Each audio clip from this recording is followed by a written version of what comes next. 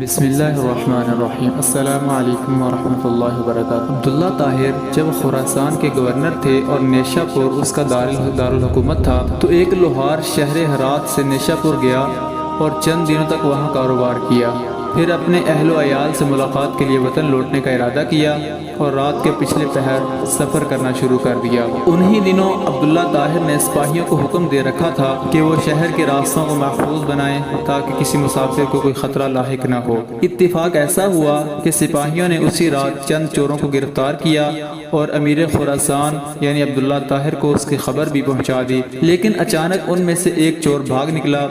اب یہ گھبرائے، اگر امیر کو معلوم ہو گیا کہ ایک چور بھاگ گیا ہے تو وہ ہمیں سزا دے گا۔ اتنے میں انہیں سفر کرتا ہوا یہ لوہار نظر آیا۔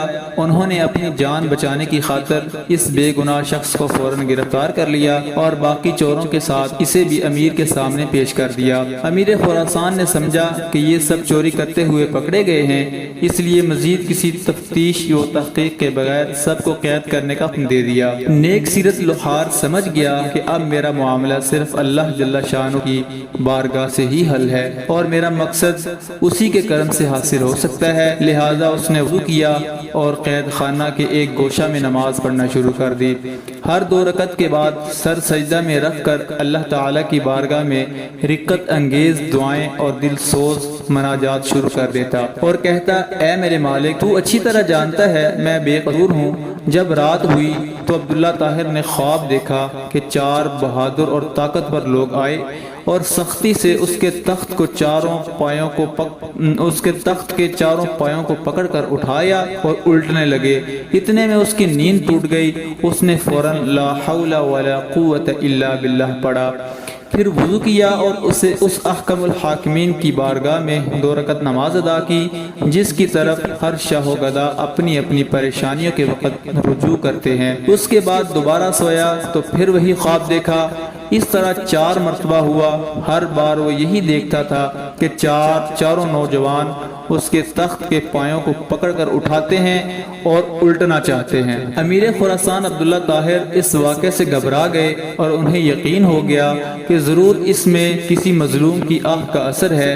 امیر خراسان نے رات ہی میں جیلر کو بلوایا اور اس سے پوچھا کہ بتاؤ، تمہارے علم میں کوئی مظلوم شخص جیل میں بند تو نہیں کر دیا گیا ہے؟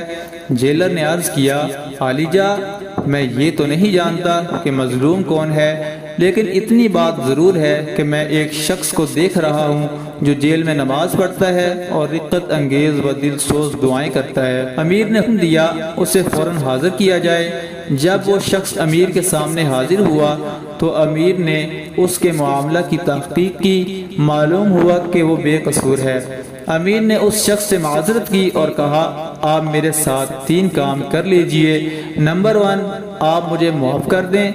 نمبر 2، میری طرف سے 1000 درہم قبول فرمائیں۔ نمبر 3، جب بھی آپ کو کسی قسم کی پریشانی درپیش ہو تو میرے پاس تشریف لائیں تاکہ میں آپ کی مدد کر سکوں۔ نیک سیرت لوہار نے کہا، آپ نے جو یہ فرمایا ہے کہ میں آپ کو معاف کر دوں تو میں نے آپ کو معاف کر دیا، اور آپ نے جو یہ فرمایا کہ 1000 درہم قبول کر لوں تو وہ بھی میں نے قبول کر لیا، لیکن آپ نے جو یہ کہا ہے کہ جب مجھے کوئی مشکل درپیش ہو تو میں آپ کے پاس آؤں، یہ مجھ سے نہیں ہو سکتا۔ امیر نے پوچھا، یہ کیوں نہیں ہو سکتا؟ تو اس شخص نے جواب دیا کہ وہ خالق و مالک جل جلالہ جو مجھ جیسے فقیر کے لیے آپ جیسے بادشاہ کا تخت ایک رات میں 4 مرتبہ بلند کر سکتا ہے تو اس کو چھوڑ دینا اور اپنی ضرورت کسی دوسرے کے پاس لے جانا اصول بندگی کے خلاف ہے۔ سبحان اللہ۔ میرا وہ کون سا کام ہے جو نماز پڑھنے سے پورا نہیں ہو جاتا کہ میں اسے غیر کے پاس لے جاؤں؟ یعنی جب میرا سارا کام نماز کی برکت سے پورا ہو جاتا ہے تو مجھے کسی اور کے پاس جانے کی کیا ضرورت ہے؟ اللہ اکبر۔ ناظرین، اگر ابھی تک آپ نے ہمارا چینل سبسکرائب نہیں کیا تو پلیز سبسکرائب کر لیں اور بیل آئیکن کو دبا دیں، اور اگر آپ بھی نیکی حاصل کرنا چاہتے ہیں تو اس ویڈیو کو لازمی شیئر کیجئے گا اور لائک کیجئے گا۔ جزاکم اللہ خیر۔